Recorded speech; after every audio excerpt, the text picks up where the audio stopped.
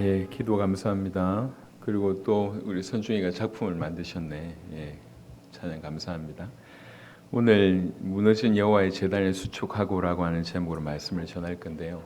우리가 올 한 해 하나님께서 우리에게 내가 내 교회를 세우리니라고 하는 말씀을 주셨고 그 말씀을 우리 가운데 이루어 가고 계시는데 특별히 이제 명절이 이렇게 끼었죠.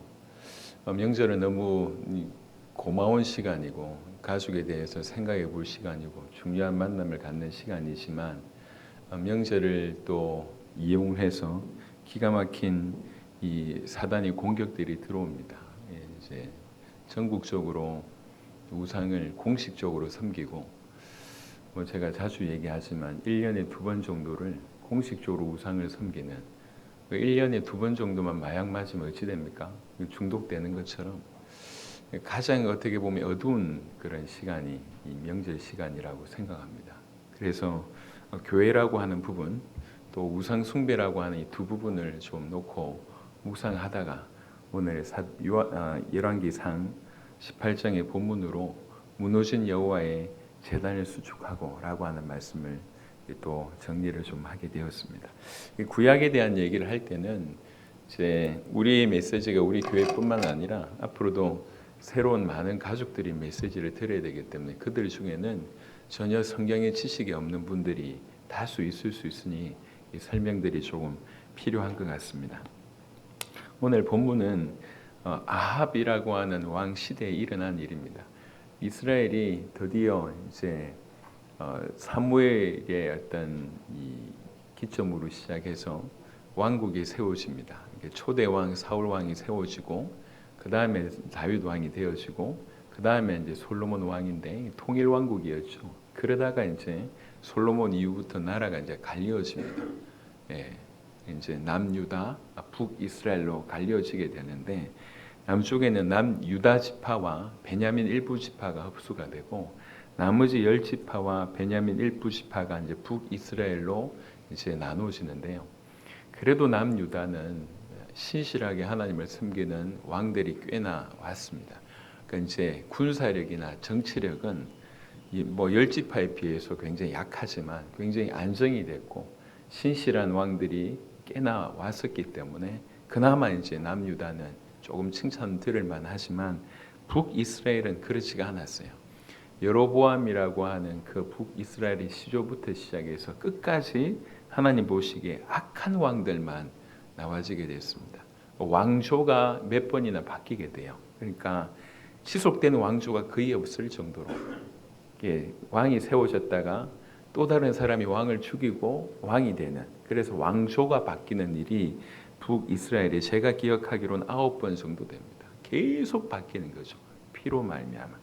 그러다가 아합의 왕 오므리라고 하는 아합 왕의 아버지 오므리라고 하는 사람이 이제 왕위를 찬탈하게 되고 오므리 왕조를 세웠는데 오므리 왕조의 다음 왕이 이 아합이라고 하는 사람이에요.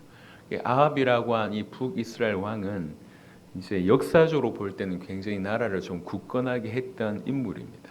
그러니까 주변의 나라들하고 결탁을 하고 연대를 하고 그래서 심지어 자기 와이프도 이제 다른 나라의 공주를 데려오는, 그러면서 나름 이렇게 나라를 세우려고 했던 인물이고, 또 한편으로는 이제 나라의 기본적으로 이 하나님을 섬기는 그런 문화가 있다 보니까 아예 그러려고 하면 자기 중심으로 끌고 가지 못하지 않습니까? 아예 이제 바알이라고 하는 이 우상을 정치적으로 좀 많이 활용을 했던 것 같습니다. 그래서 어느 정도냐면 조금 이따 보시겠지만 이스라엘 전역, 북이스라엘 전역에 바알과 그 다음에 아세라, 이게 아세라는 아세라는 바알의 어떤 부인 요 정도로 이해하시면 됩니다. 그래서 항상 같이 갑니다. 그 신들을 섬기는 제사장들이 이스라엘 전역을 장악할 정도의 그런 형편이었어요. 어느 정도냐면은 이제 불러 모았는데 선지자만 해도 바알 선지자가 450명, 아세라 선지자가 400명 이 정도가 되는 거예요. 그러니까 이제 한편으로는 이 정책을 그렇게 쓴 거죠. 문화를 그렇게 만들었어요. 이거 안 하면 안 될 정도로 아합 왕이, 특별히 아합보다 그 와이프 된 이세벨이 더욱 강력하게 밀어붙였고 또 하나는 정책이 그렇다 치더라도 사실 안 받아들이면 끝이잖아요. 근데 이스라엘 민족이 이걸 받아들이니까요. 이 바알이 주로 어떤 신이냐면 이 태양과 관계가 있고 특별히 구름과 비와 관계가 있어요. 그러니까 가나안 땅은 사막 기후입니다. 그들에게 있어서 비는 너무 소중한 존재인 거죠. 그러니까 그들에게 있어서 비는 뭘 얘기하고 있냐면 물질적인 풍요를 이제 얘기하는 거예요. 그러니까 물질적인 풍요를 계속 줄 수 있는 신으로 바알 신을 이제 받아들이기 시작한 거죠. 그러니까 하나님을 섬기는 것보다 기복적인 쪽으로 기울이지기 시작을 했고요. 또 바알 신의 그 신전 앞에는 창녀들이 있습니다. 그러니까 창녀들과 그러니까 신전에서 나름 이제 예배를 드리고 나와서 그 창녀들과 이제 관계를 갖는 거죠. 그 창녀들을 통해서 바알을 만난다. 이런 의미가 있는 거예요. 굉장히 세속적이잖아요. 하지만 인간의 추구하고자 하는 그 육신과 이게 붙어 있는 거죠. 한편으로는 복을 주고 한편으로는 탐닉할 수 있는 것이 이 바알신이고 그 바알신의 아내 여신이라고 하는 신이 이제 아세라니까 이게 이제 기복 신앙이면서 세속 신앙이 깊이 들어온 거예요. 너무 좋은 거예요. 국가에서 장려하고 정책으로 밀고 또 자기들은 복을 준다고 하니까 그리고 육신적인 탐닉을 끌 수 있다고 하니까 아주 급격하게 이스라엘 민족들은 그런 분위기 속으로 가버립니다. 그래서 이 제사장들이 이스라엘 전역에 이렇게 버티고 있을 만한 그런 상황이 돼버린 거예요. 열왕기상 오늘 본문 이전에 16장을 한번 보겠습니다. 열왕기상 16장 이 아합에 관한 얘기를 하고 있습니다. 우리는 이제 오늘 본문을 이해하기 위해서는 아합과 아합 왕의 시대를 이해를 해야 되니까요. 16장 29절부터 보겠습니다. 열왕기상 16장 29절부터 유다의 아사왕 제38년에 오므리의 아들 아합이 이스라엘의 왕이 되니라. 이게 이제 그 언제 됐다라고 하는 공식적인 그 달력이 없다 보니까 요 보시면 이렇게 남유다와 북이스라엘이 있잖아요. 그러면 항상 남유다의 왕이 언제 세워졌다는 얘기를 할 때는 북이스라엘의 어떤 왕의 몇 년에 섰다 이런 식으로 얘기를 하는 겁니다. 지금 그 얘기를 하는 거예요. 유다의 아사왕 제38년에 오므리의 아들 아합이 이스라엘의 왕이 되니라. 북이스라엘의 왕이 됐다는 얘기요. 오므리의 아들 아합이 사마리아에서 22년 동안 이스라엘을 다스리니라. 오므리의 아들 아합이 그의 이전의 모든 사람보다 여호와 보시기에 악을 더욱 행하여 느밧의 아들 여로보암의 죄를 따라 행한 것을, 이 여로보암의 북이스라엘의 시조입니다. 죄를 따라 행한 것을 오히려 가볍게 여기며 시돈 사람의 왕 엣바알의 딸 이세벨을 아내로 삼고 가서, 여러분 이세벨을 설명하기를 엣바알의 땅, 이제 시돈 사람, 지금으로 얘기하자면 페니키아인데요. 시돈 사람 엣바알이라고 하는 사람이 이세벨의 아버지입니다. 이 엣바알은 어떤 사람이냐면 원래는 우상의 제사장이었어요. 아스다롯 우상을 섬겼다 이렇게 얘기도 하는데 제사장이었다가 기회를 보고 있다가 왕을 살해한 거예요. 왕을 살해하고 이 사람이 왕이 됐어요. 그러니까 제사장이었던 사람이 왕이 된 거예요. 근데 이름이 뭐냐면 엣바알입니다. 엣바알이 뭐냐면 바울이 그와 함께 한다 이런 뜻이에요. 우리말로 얘기하면 임마누엘과 거의 비슷한 뜻이에요. 그러니까 이름을 그렇게 썼다는 거지. 아시겠죠? 무슨 얘기인지. 그러니까 바알하고 어느 정도 깊은 관계가 있는지를 알 수가 있고요. 그러면서 왕을 죽여서 자기가 왕이 된 사람이에요. 얼마나 악랄하겠습니까? 그게 그대로 이세벨에게 전달이 됩니다. 그러니까 이세벨이 보통 사람이 아니에요. 그 성질도 보통 사람이 아니겠지만 그 우상을 섬기는 그 특심이 보통 사람이 아니에요. 요 사람을 이세벨을 자기 아내로 맞아들인 거예요. 그래가지고 아내로 삼고 가서 바알을 섬겨 예배하고, 그러니까 하나님이 세운 이스라엘의 왕이 바알에게 가서 먼저 예배합니다.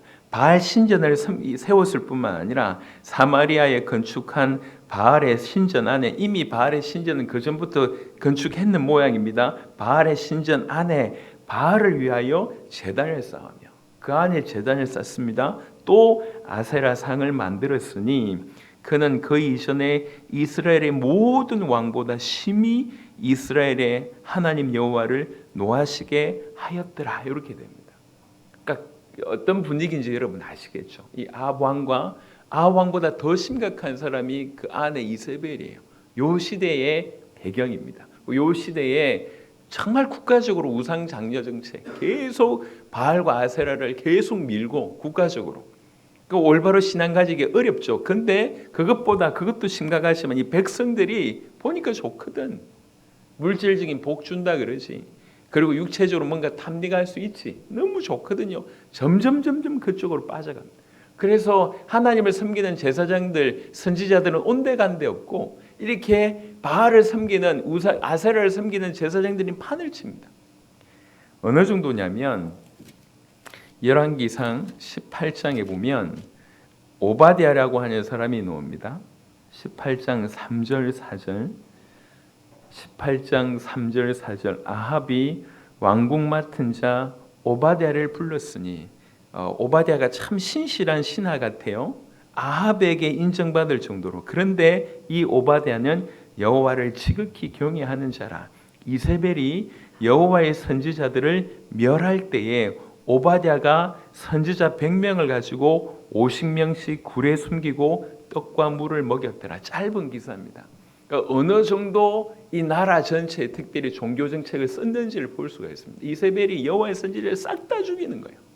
싹 다 죽일 때 아합의 오른팔 같은 역할을 하는 사람이 이런 충실하게 잘하면서 뒤로는 이렇게 죽어가는 선지자들을 따로 숨긴 거예요. 이렇게 갈멜산 주변에는 석회 동굴이 그때 당시 한 2,000개 정도 있었다고 합니다. 이런 동굴들에 이 두 곳에 나눠 가지고 선지자 100명을 살린 거예요, 오바댜가. 그러니까 오바댜니까 가능할 수 있었겠죠. 그 정도의 재력이 되고 그 정도의 어떤 영향력이 되니까. 여하튼 이런 하나님이 신실한 오바댜를 준비하셨었는데 지금 오바댜 얘기가 아니고 그 분위기를 얘기하는 거예요. 선지자들 다 멸하게 만드는 거예요. 그러면서 곳곳에 바알 신전, 아세라 신전을 세워가지고 바알 선지자, 아세라 선지자가 지내게 하고 선지자는 다 죽이게 만든 그런 무렵입니다. 그러니까 완전히 악으로 치닫고 있는 그때죠. 하나님이 드디어 칼을 드시기 시작합니다. 그래서 17장 1절에 보면 17장 1절에 길르앗에 우거하는 자 중에 디셉 사람 엘리야가 아합에게 말하되 드디어 엘리야라고 하는 뛰어난 하나님께서 귀하게 쓰시는 선지자가 등장합니다. 내가 섬기는 이스라엘의 하나님 여호와께서 살아계심을 두고 맹세하노니 내 말이 없으면 수년 동안 비도 이슬도 있지 아니하리라 하니라. 아합에게 당당하게 가서 엘리야가 이 얘기를 합니다.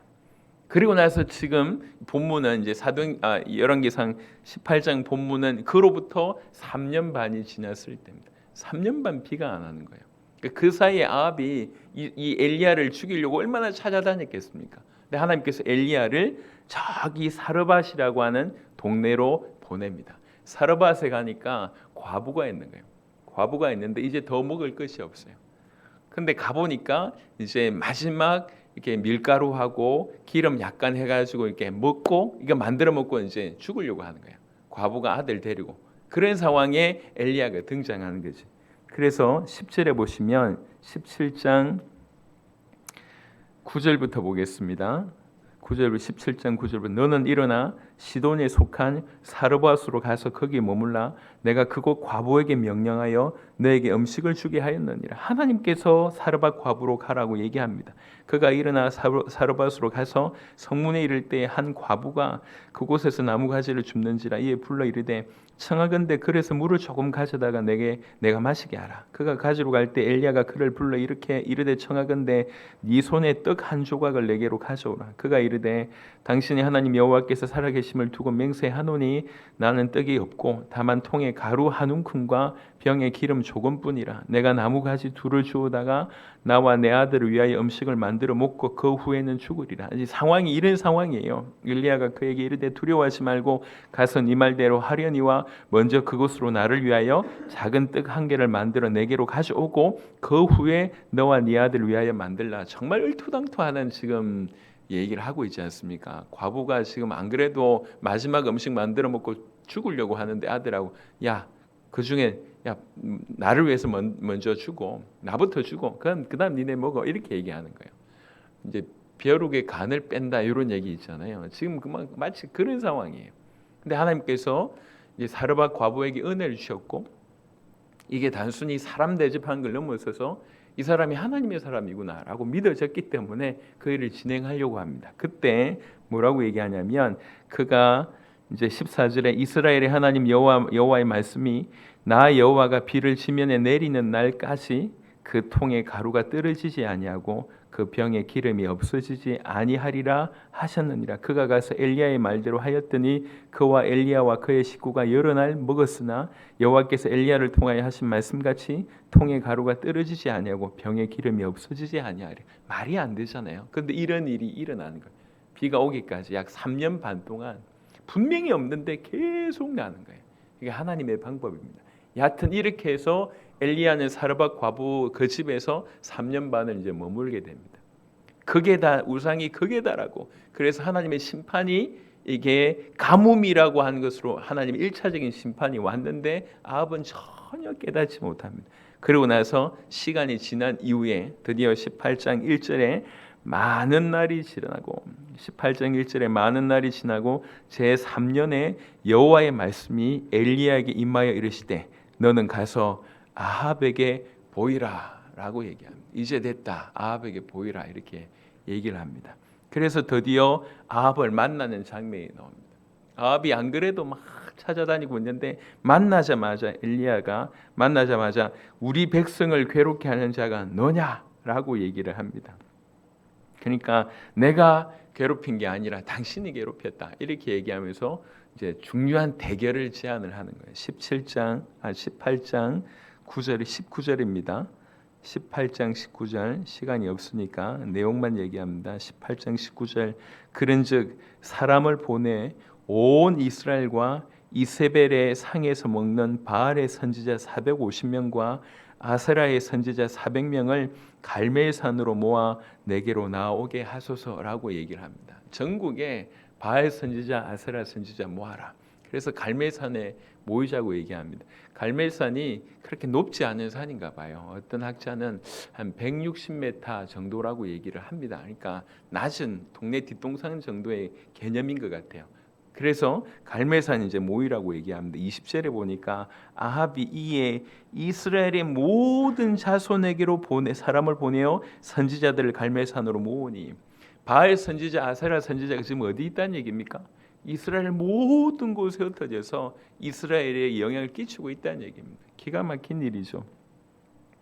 그래서 이 사람 모였을 때 이제 드디어 다 모였습니다. 바알 선지자도 모였고 아세라 선지자도 모였지만 이 엄청난 대결을 보기 위해서 수많은 사람들이 모였습니다. 그때 이 엘리야라고 하는 사람이 이스라엘 백성들의 지금 심장을 관통하는 메시지를 합니다. 뭐라고 얘기하냐면 21절에 엘리야가 모든 백성에게 가까이 나아가 이르되 너희가 어느 때까지 둘 사이에서 머뭇머뭇하려느냐. 이게 이스라엘의 신앙이에요.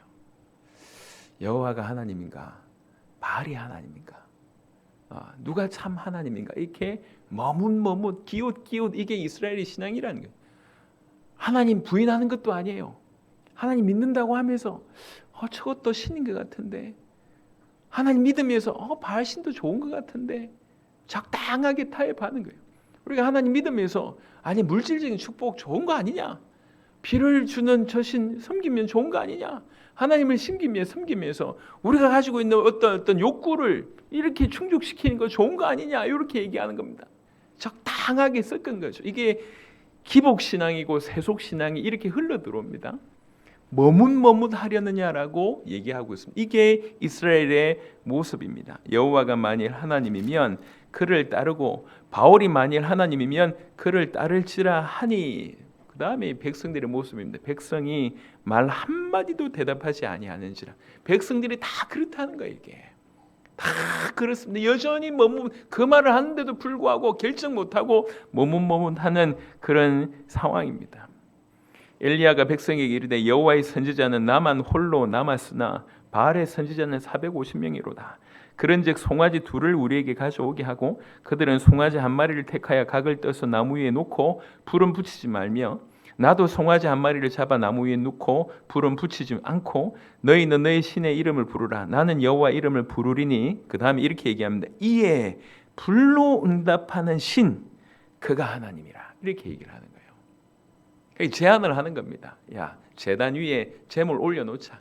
제물 다 각도가지고 올려놓고 다 준비해놓고 불만 붙이지 말자. 그래가지고 기도해서 어느 신이든지 불로 내리는, 불로 응답하는 신, 그가 진짜 신 아니겠냐라고 얘기를 하고 있습니다. 그렇게 제안을 했어요. 그러니 백성들이 뭐라고 얘기하냐면 백성이 다 대답하되 그 말이 옳도다 하니라. 이 얼마나 기가 막힙니까? 여호와가 하나님이다라고 얘기해야 되는데 아주 기회주의적인 신앙을 가만히 있다가 응답하면 저거 믿어야지 이러고 앉아 있는 거예요. 이해하시겠습니까? 무슨 말인지? 이 말이 그 말이 옳도다라는 얘기는 그 사람의 말이 아주 좋은 말이다 이 얘기가 아니에요. 이 사람들이 신앙을 보는 거예요. 하나님의 약속의 말씀을 믿는 신앙보다는 가만히 있다가 응답하시는, 바울이 응답하면 바울 섬겨야지 이러고 있는 겁니다. 이게 지금 이스라엘의 모습인 거예요. 하나님을 믿는다고 하는 이스라엘의 선민이라고 하는 모습이 이렇습니다. 여하튼 그걸 뻔히 알고 있습니다. 여러분 엘리야가 얼마나 대단합니까? 바알 선지자뿐만 아니라 아세라 선지자 모여있지만 그 선지자뿐만 아니라 백성들 전체가 지금 배교하고 배도하는 상황인데 누구 하나 하나님을 믿겠다고 하는 사람이 단 한 명도 없습니다. 그러니까 이스라엘 전체와 지금 엘리야 혼자 지금 버티고 있는 거예요. 그러면서 이제 얘기합니다. 엘리야가 바알의 선지자들에게 이르되 너희는 많으니 먼저 송아지 한 마리를 택하여 잡고 너희 신의 이름을 부르라. 그러나 불은 붙이지 말라. 그들이 받은 송아지를 가져다가 잡고 아침부터 낮까지 바알의 이름을 불러 이르되 바알이여 우리에게 응답하소서 하나 아무 소리도 없고 아무 응답하는 자도 없으므로 그들이 그 쌓은 제단 주위에서 뛰놀더라. 정오에 이르러는 엘리야가 그들을 조롱하여. 참 엘리야가 얼마나 대단한지 보세요. 엘리야가 조롱합니다. 이르되 큰 소리로 부르라. 야, 좀 목소리 크게 높여봐. 바울 그 사람 그 신 아니냐? 혹시 그는 신인즉 묵상하고 있는지, 혹은 그가 잠깐 나갔는지, 혹은 그가 길을 행하는지, 혹은 그가 잠이 들어서 깨워야 할 것인지 그럴 수 있지 않냐? 야, 좀 더 큰 소리래요. 얼마나 믿음이 확실하면 이렇게 얘기하는 거예요. 이에 그들이 그 바알 선지자들이 큰 소리로 부르고 그들의 규례를 따라 소리도 안 되니까 그들의 규례를 따라 피가 흐르기까지 칼과 창으로 그들의 몸을 상하게 하더라. 이제 우상을 좀 심하게 숨기는 사람들 보면 난리도 아니거든요. 심지어 저기 그 무당들도 보면 뭐 이렇게 자기 몸뿐만 몸은 좀 그렇다 치고 짐승의 피를 가지고 도배하지 않습니까? 여하튼 그런 피투성이 되는 그런 상황이 벌어졌어요. 아랑곳하지 않습니다. 이같이 하여 정오가 지났고 그들이 미친 듯이 떠들어 저녁 소재 드릴 때까지 이르렀으나 아무 소리도 없고 응답하는 자나 돌아보는 자가 아무도 없더라. 드디어 이제 결과적으로 무응답이 판결이 땅땅땅 납니다. 이때 이제 드디어 엘리야의 타임이 옵니다. 엘리야가 30절에 모든 백성을 향하여 이르되 내게로 가까이 오라. 여기는 지금 이 안 된다는 얘기가 이제 끝이 났으니까 저기는 되나? 이래가지고 막 백성들이 가까이 갑니다. 백성이 다 그에게 가까이 가면 이때 엘리야가 한 것이 몇 가지가 있어요. 이게 굉장히 상징적입니다. 하나는 뭐냐면 그가 무너진 여호와의 제단을 수축하되. 이 말은 무엇을 얘기합니까? 수축하다는 얘기는 고치다라고 하는 뜻이에요. 그 말은 이미 그곳에 여호와의 제단이 있었다는 거예요. 여호와의 제단이 있었는데 무너졌다는 거죠. 언제 무너졌습니까?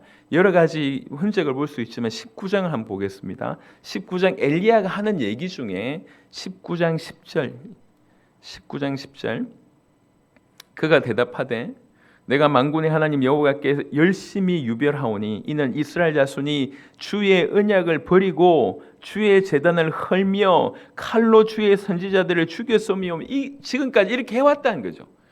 정치적으로 정책적으로 선지자들 죽일 뿐만 아니라 전국에 하나님을 섬기는 주의 제단을 싹 다 흘렸다는 거죠. 그때 흘렸다는 겁니다.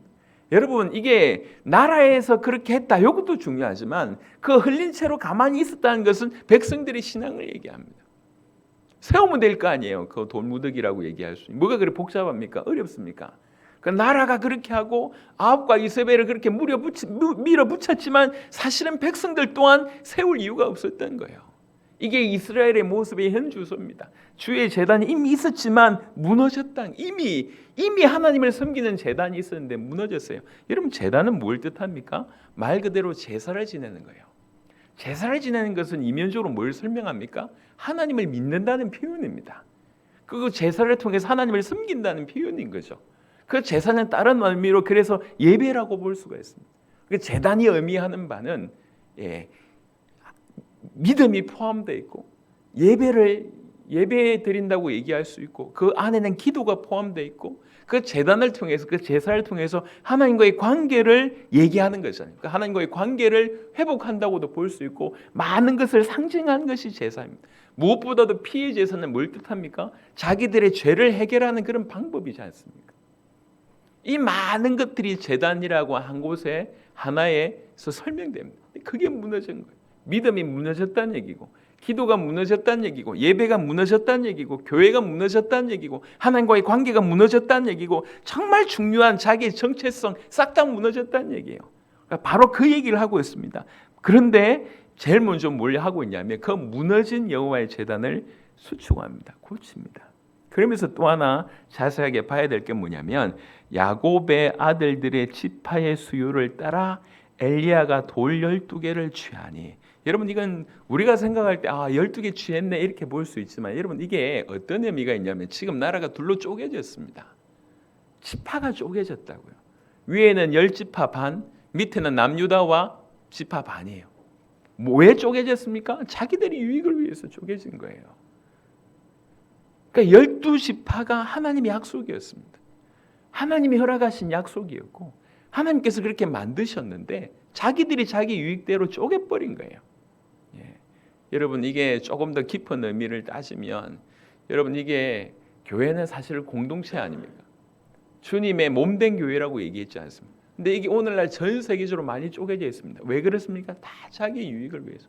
신자들의 신앙도 마찬가지입니다. 다 개인주의에 빠져 있습니다. 나만 구원받으면 돼. 이런 정도의 수준에 빠져 있습니다. 그래서 교회를 돌아보고 주변을 돌아보고 세상을 돌아보고 사회를 돌아보고 이런 일들에 우리가 손을 못 쓰고 있는 거예요. 왜 그렇습니까? 전부 개인주의. 나만 그냥 구원받으면 된다라고 하는 생각에 철없는 생각에 빠져 있는 겁니다. 여하튼 지금 12개의 돌을 취한다는 얘기는 굉장한 중요한 의미가 있습니다. 뭘 회복해야 되는가? 엘리야를 통해서 이 얘기를 하고 있습니다. 그래서 돌 12개를 취하니 이 야곱은 옛적에 여호와의 말씀이 임하여 이르시기를 네 이름을 이스라엘이라 하리라 하신 자들아, 그가 여호와의 이름을 의지하여 그 돌로 제단을 쌓고, 그냥 쌓으면 되는데 철저하게 여호와의 이름을 의지하여 그 일을 했다고 하는 겁니다. 돌 하나 쌓는 것도 여호와의 이름을 의지하여 그 돌로 제단을 쌓았다고 얘기합니다. 상징하는 바가 굉장히 큽니다. 우리가 주님을 위해서 살아가지만 사실상 주님이 원하는 올바른 신앙, 여호와의 신앙보다는 지 마음대로의 신앙이 너무 많고 그 방법조차도 자기의 방법대로 사용하는 경우들이 참 많습니다. 우리가 올바른 신앙으로 올바른 자세로 주의 일을 감당해야 될 것입니다. 여하튼 엘리야는 무너진 여호와의 제단을 먼저 수축합니다. 그리고 돌 12개를 취해서 이렇게 쌓아갑니다. 여호와의 이름을 의지하여 쌓아갑니다. 그래놓고 곡식 종자 2세알을 둘 만한 도랑, 이제 이건 어느 정도냐면 한 15리터 물이 이렇게 흘러갈 수 있을 정도라고 여러분 이해하시면 되겠습니다. 이거는 공간을 얘기하고 지금 물기를 낸다고 하는 것으로 보시면 됩니다. 또 나무를 버리고 송아지의 각을 떠서 나무 위에 놓고 이르되 통 넷에 물을 채우다가 번제물과 나무 위에 부으라 하고 또 이르되 다시 그리하라 하여 다시 그리하니 또 이르되 세 번째 그리하라 하여 세 번째로 그리하니, 그러니까 통 넷을 3번 부은 겁니다. 12번을 부었어요. 물이 흥건한 그런 상황이라고 보시면 되겠습니다. 물이 제단으로 두루 흐르고 도랑에도 물이 가득 찼더라. 도무지 이런 상황이면 예전에는 그런 방법을 썼다고 합니다. 이렇게 해놓고 밑에서 이렇게 조용하게 사람이 이제 불 붙여가지고 신이 응답하셨다 이런 식의 어떤 페이크가 있었다고 하는 거예요. 아예 그걸 원천 차단하는 거죠. 이 사람이 불 붙여가지고 이럴 수 있습니까? 없습니다. 이 물을 어떻게 감당을 할 수 있겠습니까? 절대로 불가능합니다. 사람의 방법이 아님을 얘기하고 있는 거예요. 36절에 저녁 소재 드릴 때에 이르러 선지자 엘리야가 나아가서 말하되 기도합니다. 뭐라고 기도하십니까? 아브라함과 이삭과 이스라엘의 하나님 여호와여라고 얘기합니다. 그냥 이 기도문 중에 하나가 아닙니다. 이렇게 부른 것 자체가 굉장히 중요한 얘기를 하고 있습니다. 하나님은 천주를 창조하셨습니다. 그런데 많은 사람들은 뭐라고 이해하고 있냐면 창조해놓고 그냥 지켜보는 하나님이라고 이해하고 있습니다. 아닙니다. 그 하나님이 만물을 붙들고 특별히 우리와 관계하신다고 성경은 얘기하고 있습니다. 그 하나님은 우리의 하나님이다. 우리 인간의 하나님이다. 특별히 우리 조상의 하나님이라고 하는 표현이에요. 아브라함과 이삭과 야곱의 하나님. 또 특별히 아브라함과 이삭과 야곱의 하나님이라고 얘기할 때 그들의 인생과 하나님과의 관계를 보면 어떤 관계냐면 반드시 약속을 주시고 그 약속을 성취하시는 언약의 하나님이십니다. 그 사람들에게 아주 신실하셨던 하나님이십니다. 이런 모든 것을 담고 계십니다. 또 지금 이 기도하고 있는 분들은 누굽니까? 그분들의 자손이잖아요. 우리의 하나님, 나의 하나님이라고 하는 뜻입니다. 그 신실하신 하나님, 그 살아계신 하나님, 그 역사하신 하나님, 그 언약대로 성취하셨던 그 하나님, 나의 하나님, 우리의 하나님, 우리 조상의 하나님이라고 지금 얘기하고 있습니다. 하나님이요. 그래 놓고 뭐라고 얘기합니까? 주께서 이스라엘 중에서 하나님이신 거고 바울의 하나님이 아니라 바알의 하나님이 아니라 여호와 당신이 하나님이십니다. 그 하나님이신 것과 내가 주의 종인 것과 이 자세가 굉장히 중요합니다. 오늘날 죄송하지만 전 세계 정말 큰 일을 이룬 사람들이 다 자기 이름을 냅니다. 자기 교회를 높이고 자기 단체를 높입니다. 자기 단체. 사람들이 보니까 조금 몇 명만 모이면 이름을 만들고 단체를 만들고 소리를 냅니다. 물론 그게 전통인지 모르겠지만 소속감을 주는 것인지 모르겠지만 여튼 이런 데 굉장히 익숙해 있습니다. 근데 엘리야는 철저하게 얘기합니다. 내가 주의 종입니다. 주님만 드러나기를 원합니다. 라고 분명하게 얘기하고 있습니다. 우리도 이 신앙을 물려받았으면 좋겠습니다. 여튼 지금 중요한 기도를 하면서 아브라함과 이삭과 이스라엘의 하나님 여호와여, 주께서 이스라엘 중에서 하나님이신 것과 내가 주의 종인 것과 그 다음에 내가 주의 말씀대로 이 모든 일을 행하는 것을 오늘 알게 하옵소서. 내가 믿음이 생겨가지고 한번 해볼까? 이리 와봐 한번 해보자 이 얘기가 아니에요. 갑자기 뭐 자기 나름대로 이길 수 있을 것 같은데 대결해가 좀 승리할 수 있을 것 같은데 그래가지고 뜻밖의 제안해가지고 지금 이런 엄청난 영적인 전투가 일어난 게 아닙니다. 이 모든 것들이 하나님 말씀하셨다. 그 말씀대로 가서 말씀대로 지금 제안했고 지금 말씀대로 틀림없이 말씀대로 이루실 걸 믿었기 때문에 얼마나 대단합니까? 몇 명인지 알 수 없지만 선지자들만 850명 모였다고 얘기할 때 그 인근에 모였던 이스라엘 백성들이 얼마나 많겠습니까? 모든 사람들이 반대편에 있어요. 그런데도 흔들리지 않습니다. 왜 그렇습니까? 말씀대로 주님의 말씀대로 지금까지 이끌어 오셨고 말씀대로 틀림없이 승리를 주실 줄 진실로 믿었기 때문에 이것은 말씀대로 한다고 하는 것을 보여주십시오라고 기도합니다. 여러분 기도 많이 하면 좋습니다. 하지만 더 좋은 것은 올바른 기도를 하는 것입니다. 주님이 원하시는 기도를 하는 것입니다. 짧은 기도를 주님이 원하시는 기도를 하는 것을 보게 됩니다. 37절에 여호와여 내게 응답하옵소서 내게 응답하옵소서. 이 백성에게 주 여호와는 하나님이신 것과 다시 언급을 하죠. 주 여호와는 하나님이신 것과 주는 그들의 마음을 되돌이키심을 알게 하옵소서 하며 우리 같으면 당장 잘라서 버릴 것인데 하나님은 끝까지 배교한 이스라엘 백성들을 그들의 마음을 돌이키기를 원하시는 분이라고 한 것을 이 이스라엘 백성들이 알게 하옵소서라고 얘기합니다. 그렇게 기도합니다. 38절에 이에 여호와의 불이 내려서 번제물과 나무와 돌과 흙을 태우고 또 도랑의 물을 핥은지라. 얼마나 강력한 불로 응답을 하셨는지. 여러분 이렇게 천도 만도 이 정도까지 올라가지 않습니까? 그 강력한 불이 싹 한번 싣고 지나간 거예요. 하나님께서 기가 막히게 응답하신 것입니다. 39절에 모든 백성이 보고 엎드려 말하되 여호와 그는 하나님이시로다. 여호와 그는 하나님이시로다. 얼마나 간사합니까 인생들. 처음에 얘기할 때 둘 중 하나 택해야 되지 않냐라고 아무 얘기도 못하고 그러다가 응답하신 분이 하나님 아니시? 그렇지. 이러면서 기회주의적 신앙 가지고 있다가 응답하신 걸 보고 그제야 그가 하나님이다. 얼마나 나쁜 놈들이에요. 그럼에도 불구하고 그런 줄 알면도 불구하고 그들을 살리시려고 하나님께서 이렇게 하셨다는 것입니다. 지금도 어떻게 보면 하나님께서 여전히 이런 마음으로 우리를 보고 계십니다. 우리가 얼마나 연약한지 얼마나 간사한지 다 알고 계십니다. 그럼에도 불구하고 어찌하든지 그럼에도 불구하고 그들을 건져내시겠다고 한 것이 하나님의 사랑이었고 이 엘리야는 그 하나님의 사랑을 정확하게 알았다고 볼 수가 있습니다. 이게 오늘의 본문의 내용입니다. 40절에 엘리야가 그들에게 이르되 바알의 선지자를 잡되 그들 중 하나도 도망하지 못하게 하라며 곧 잡은지라. 엘리야가 그들을 기손 시내로 내려다가 거기서 죽이내라. 아예 싹을 없앴어요. 우상의 싹을. 좀 너무 독한 거 아닙니까? 아닙니다. 아예 없었어요. 그 몇 명의 계속 이스라엘 백성들을 영적으로 죽이고 마침내 영원한 지옥불로 가게 할 그 통로를 제거하는 것은 하나님의 뜻입니다. 이게 열왕기상 18장에 있는 16장, 17장, 18장에 있는 배경입니다. 자, 이게 오늘날 우리에게 주시는 메시지가 사실상 굉장히 크다고 볼 수가 있습니다. 정책적으로 아합과 이세벨을 통해서 우상 장려하는 정책들을 폈던 것처럼 오늘날 이때가 그런 때와 같습니다. 점점점 하나님을 믿지 못하게 만드는 모든 것들 동원해서 사단의 특징, 사단의 지금 현재의 모습을 얘기하고 있기를 여러분 정사와 건설을 다 붙들고 있다고 얘기했지 않습니까? 세상의 신이요 세상의 임금이라고 얘기했지 않습니까?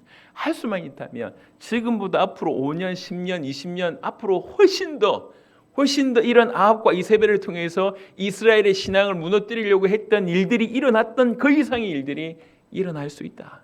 일어날 것이다 라고 생각합니다. 근데 두 번째 그것보다 더 심각했던 것은 그것을 고스란히 받아들인 이스라엘 백성들이에요. 자기가 생각할 게 좋거든. 바알 숨겨가지고 아니 보니까 저 대단한 사람이 저렇게 미룰 정도면 저 왕과 왕비가 저렇게 막 미룰 정도면 똑똑한 거 아니냐? 대단한 신 아니냐? 저 왕과 저 대단한 사람들이 믿는 거 또 믿어서 우리에게 육신적인 물질적인 부여를 줄 수 있는 게 좋은 거 아니냐 할 거예요. 그래서 점점 기복신앙으로 넘어가고 신앙생활하면서 육체적인 뭔가를 탐닉까지 할 수 있다는 좋은 거 아니에요. 기복신앙, 세속신앙 원래 우리 마음에 맞는 거거든. 그게 우리가 원하는 거거든요. 계속 끌려갑니다. 그것이 하나님을 배교하는 하나님을 배반하는 일이라고 하는 것은 알고 했는지 모르고 했는지는 모르겠습니다만 점점 가는 겁니다. 그리고 자기 육신 때문에 육신의 소욕 때문에 이미 지파가 산산이 쪼개져 있어요. 공동체적인 어떤 교회로서 전 세계를 살려야 되겠다는 생각보다 나만 구원받으면 되고 나만 응답받으면 된다고 하는 이런 신앙으로 그러니까 이게 스멀스멀 들어오는 거예요. 세속적이고 기복적이고 개인주의적이며 도무지 복음을 변질시킬 수 있는 그것들이 점점 들어오면서 결국 하나님을 잃어버리는 다른 말로 얘기하면 복음을 잃어버리는 그런 때가 그때나 지금이나 마찬가지지 않냐. 그래서 제단들이 막 무너져요. 성도들이 신앙이 막 무너지고 교회들이 막 무너지고 있습니다. 예배가 무너지고 있고 믿음이 무너지고 있고 기도가 무너지고 있고 교회가 무너지고 있고 문화가 무너지고 있고 여기저기서 제단이 무너졌다고 하는 그런 사인들이 너무 많습니다. 오늘날 성도들의 신앙이 성도들 개인에게 있는 그 제단이 다 무너지고 있습니다. 왜 무너졌습니까? 정말 철저하게 처음부터 끝까지 우리가 복음으로 하나님을 섬겨야 되는 건데 이 복음이 점점 자리를 내주고 있어요. 거기에 우리의 소욕을 채우는 우리의 육신을 채우는 우리의 가십거리를 채우는 것들이 계속 들어옵니다. 여튼 돈만 주면 최고의 신이라. 여튼 돈을 따라가는 거예요. 그게 전부인 줄 알고 그게 도구가 되어야 되는데 돈이 신이 돼버렸어요. 이 세속신앙, 이 기복신앙 어찌하겠습니까? 이 개인주의 신앙 요즘 더더욱 개인주의 신앙으로 빠져가고 있습니다. 이제는 그래도 교회라고 하는 것들에 대해서 눈을 좀 돌려서 교회에 대한 헌신도 좀 있었는데 요즘 그런 것도 없어요. 점점 사라지고 있어요. 점점. 우리나라뿐만 아니라 전 세계가 성도들 속에 있는 제단과 또 이미 지역 교회라고 할 수 있는 그 지역 교회의 제단들이 다 무너져 있습니다. 코로나를 통과하면서 급격하게 예배가 무너지고 있습니다. 찬양이 무너지고 있습니다. 기도가 무너지고 있습니다. 믿음이 무너지고 있습니다. 하나님과의 관계가 무너지고 있습니다. 교회의 질서가 무너지고 있습니다. 교회가 점점 힘을 잃어가고 있습니다. 근데 중요한 건 뭐냐면 이것에 대한 심각성을 모른다는 거예요. 제단이 무너져 있는데 엘리야가 제단을 쌓기까지 전부 다 그냥 아닌 줄 알면서도 멍하니 쳐다보고 있는 거예요. 아합 때문에 그렇다면서, 이세벨 때문에 그렇다면서, 내가 혼자 어떻게 하냐면서 우리 다른 사람들이 다 그렇고 그런데 그러면서 그냥 여호와의 제단이 뻔히 무너져 있는데 그냥 멍청하게 보고 있는 거예요. 이해되시겠습니까? 지금 무슨 말인지. 무너진 줄 아는데도 불구하고 아니 난 못한다고. 아니, 다른 사람들도 그런데 뭐. 마지막 때 그냥 뭐 이게 사회적인 분위기라면 그렇게 가야지 이렇게 생각하고 있습니다. 곳곳에 그래서 제단은 무너져 있는 때가 지금입니다. 이럴 때 하나님께서 여전히 하나님의 사람을 쓰신다는 것을 오늘 성경을 통해서 보고 있습니다. 믿음의 사람, 진실로 주변 분위기에 휩쓸리지 않고 많은 사람들이 적당하게 타협하고 우리 하나님 믿어. 근데 바울도 좋던데. 하나님 믿어. 아니 뭐 하나님을 위해서라도 우리가 복을 받아야 되지 않냐. 그러니까 바알 좀 섬겨가지고 복 받아서 하나님 섬기면 되지. 얼마든지 그럴 수 있는 그런 세대에 철저하게 하나님만을 주장하며 믿는 이 믿음의 사람이 등장합니다. 그리고 제일 먼저 한 게 제단부터 수축하는 일을 하게 됩니다. 다 사람들을 죽이려고 할 때 선지자를 죽이는데 앞장섰는데 오바댜 같은 신실한 사람이 자기 모든 사비를 들여서 선지자들 100명을 살리는, 여러분 이거 얼마나 큰 일인지 모르죠. 한 시대를 구해냈던 일입니다. 너무 귀한 일을 그 소수의 믿음의 사람이 하는 거예요. 진실로 하나님을 크게 경외하는 자가 그 일을 합니다. 지금이 그런 때문에 세상이 어두울 때 빛은 더욱 밝게 빛나는 법입니다. 이런 믿음의 사람이 정말 절실하게 필요합니다. 지금 뭐가 무너진 것입니까? 딴 게 무너진 게 아니에요. 신앙이 무너진 겁니다. 신앙이 무너졌다는 얘기는 뭐가 무너진 것입니까? 이전에 복음이 무너진 거예요.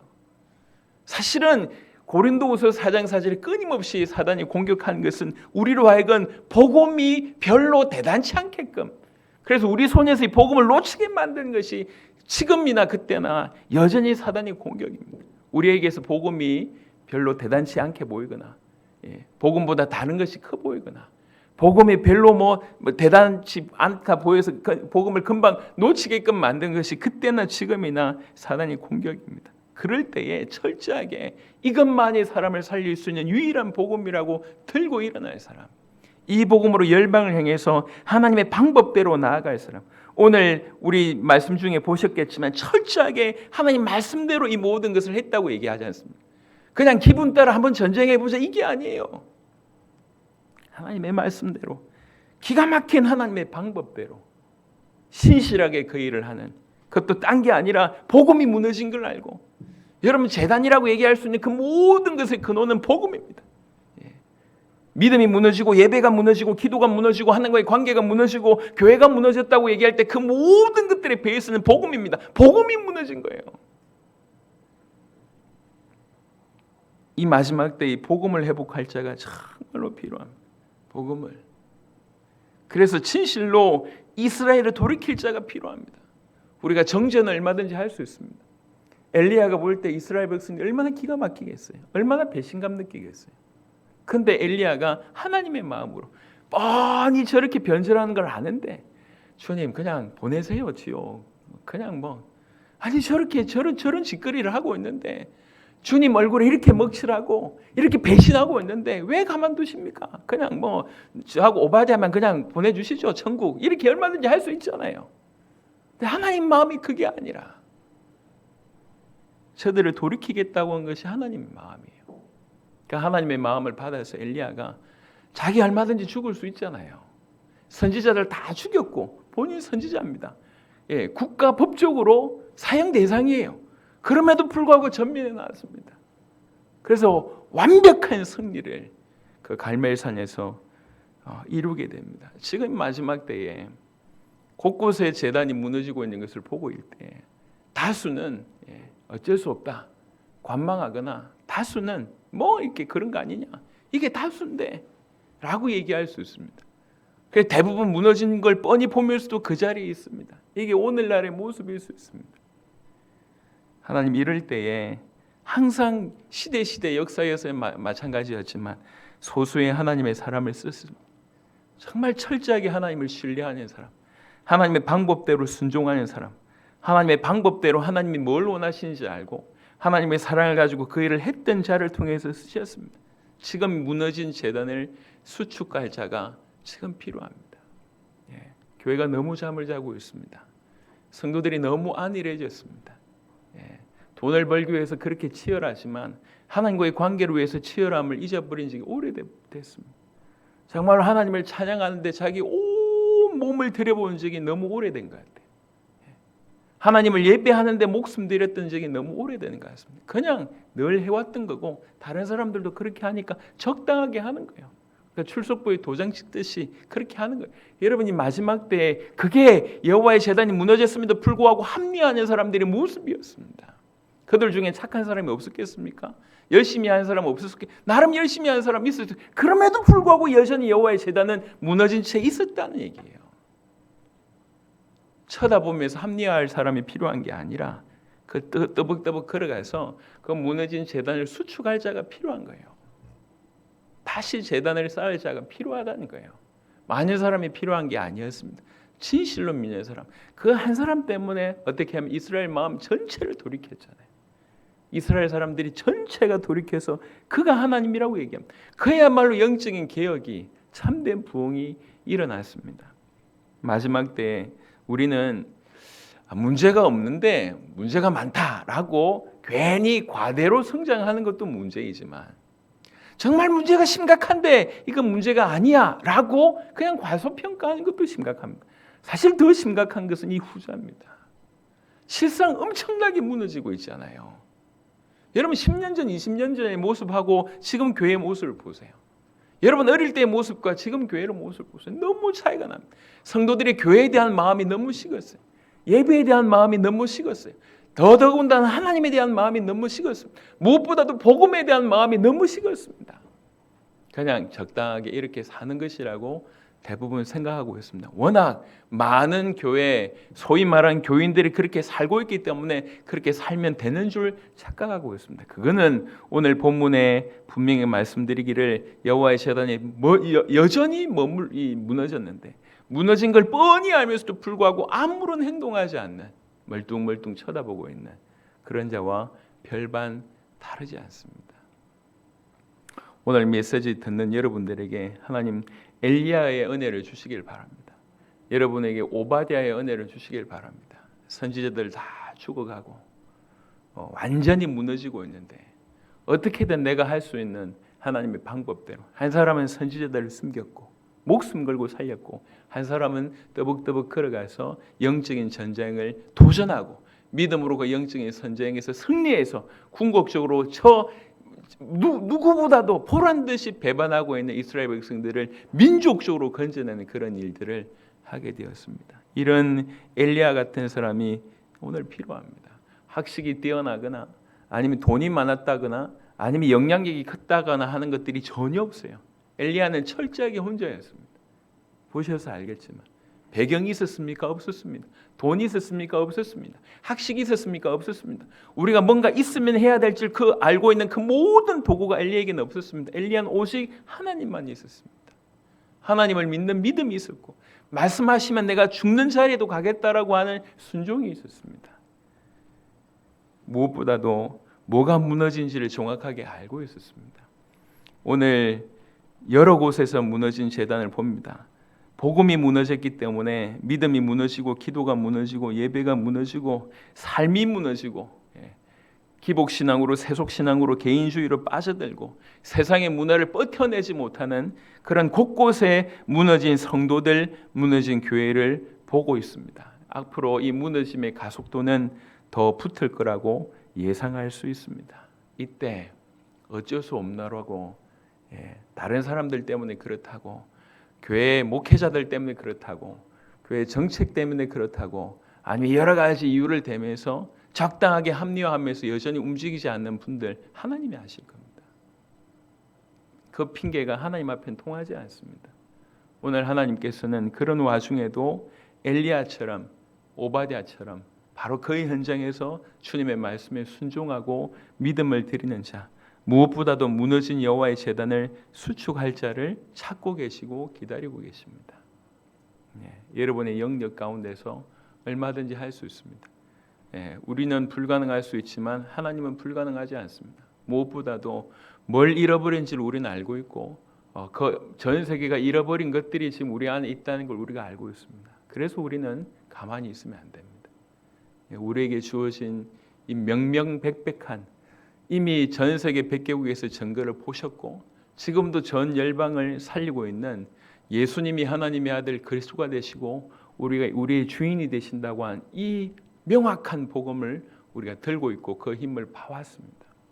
다른 사람은 몰라도 우리는 가만히 있으면 안 됩니다.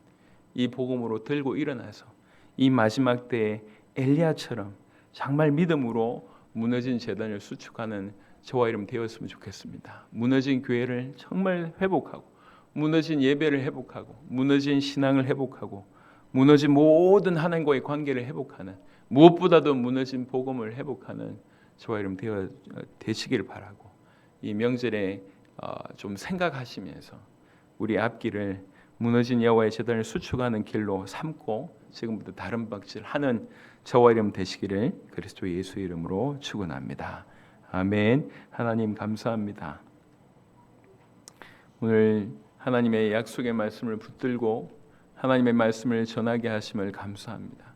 누구라 할 것도 없이 여기저기서 주님의 제단이 무너진 것을 보게 됩니다. 성도 안에서 제단이 무너지고 교회 안에서 제단이 무너진 것을 보게 됩니다. 세계 곳곳에서 이 무너진 제단을 보게 됩니다.